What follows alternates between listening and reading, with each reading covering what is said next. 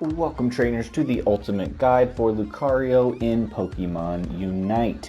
Now let's get straight into it for the day. Lucario is an all-arounder Pokemon with an expert difficulty to play. So in order to play him, you are going to need to take some time to learn all the intricacies of this Pokemon.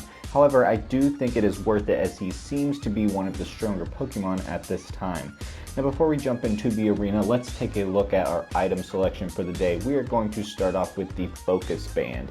Now the Focus Band is going to up both our defense and special defense, but most importantly why we're throwing this item on is that it will give us the random chance for a survival of a hit that would knock us out. So a Pokemon would be knocking us out and instead is going to let us actually live, and this is because it pairs very nicely with our passive, which we'll talk about in just a little bit.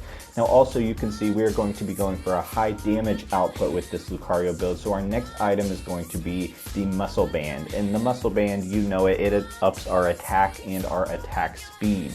And third, we are going to take the Scope Lens, which will also focus on giving us more damage, increasing our critical hit rate, as well as that critical hit damage. And lastly, we're just really going to go all in and max out on damage, and for our in-game item, we are going to take X Attack, which will temporarily boost our attack and special attack for when we're looking to deal just a little more damage. Now as you can tell, we are going to really be doing a lot of damage with this build, and Lucario also, as we get into the moveset, will have a lot of mobility, so he is a really nice Pokemon to play. Now let's jump into the arena. For our passive, let's take a look before we decide which lane to play. The passive is Steadfast, and when this Pokemon is at low health, it gains shield and movement speed. So as I was mentioning earlier, this Pokemon pairs nicely with the Focus Band because it's actually pretty tricky to kill, despite the fact that it's a damage dealer without a ton of health. And so Lucario can be difficult to take down with the combination of Steadfast and that Focus Band. So just something to know, you can, at low health, sometimes if it's close, deal out the last bit of damage to the enemy before you run away. So be mindful of that as you get into battles. Now as Lucario being an all-arounder, I do think he's best in the bottom lane and could potentially even solo the bottom lane, but you also, if you're not going to solo, want to go with a support or a tank Pokemon that's willing to let you farm as much XP as possible. Lucario's early game plan should be to farm quicker than your opponents, taking all in that bottom lane, grabbing every Audino that you can in order to get that slight level edge so you can start getting KOs quickly.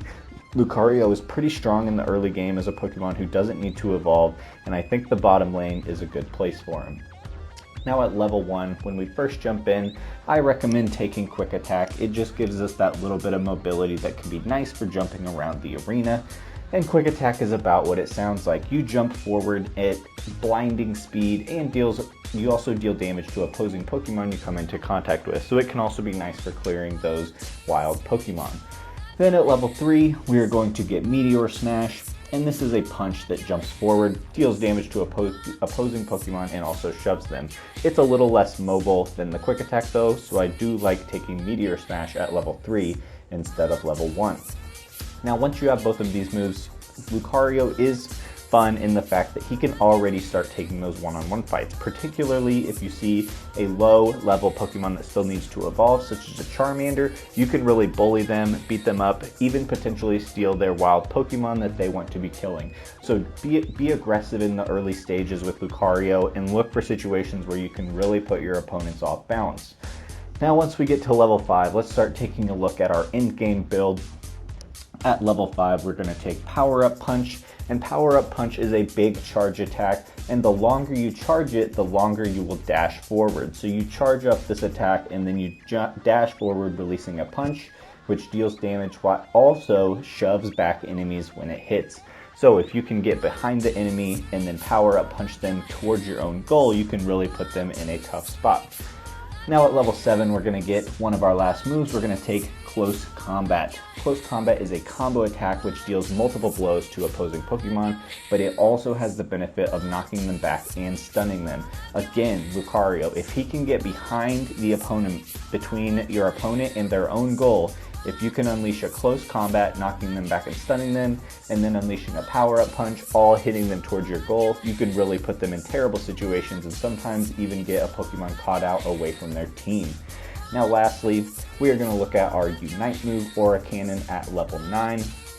Aura Cannon feels a little odd in this build. It is a big ball of energy that blasts out at range. And what I recommend using Aura Cannon for, because it's not quite strong enough to lead into team fights, you want to use it to finish off Pokemon that are out of your range. Even if you just get a single KO off a Pokemon that is about to escape, Aura Cannon has a nice use there. Also, you can look to use it in team situations where you can hit 3 to 5 enemy Pokemon if they're in a cluster, then it will be worth it. But Aura Cannon is not a move that's strong enough to lead into with. Now let's look into the late gameplay. It's not so different than early on. Lucario is a fairly mobile Pokemon with high attack output. And so because of that, you're going to want to look to farm a lot. You're going to want to be aggressive and steal enemies' wild Pokemon as often as possible because you can take them on. And pretty much as long as you are at or above enemy levels, you want to be taking on lots of one-on-one fights and just be mindful of who you're attacking. So in those one-on-one fights, here's how I recommend it. You want to lean in with your power-up punch. It's the charge move. It can dash and deal damage, and you want to end just behind them. Now after that, it's going to shove them back a bit, and you're going to want to position yourself to where a close combat will deal some nice damage and knock them back and stun them into a spot where they're not going to want to be. And then lastly, if you still need more damage and can't quite track them down, then as I said, use that Unite move, Aura Cannon, to finish them off at range. Lucario can deal out tons of damage and should be doing that the whole game. In team fights, probably not going to be the one to engage, but he can certainly jump in there second or third and start dealing damage as soon as someone uses an ability that gets your opponents off guard. Now I hope this guide has been helpful for you today. I hope if you take Lucario into the battlefield that your next battle will be your best one yet. Thanks for joining me today and have a great day, my friends.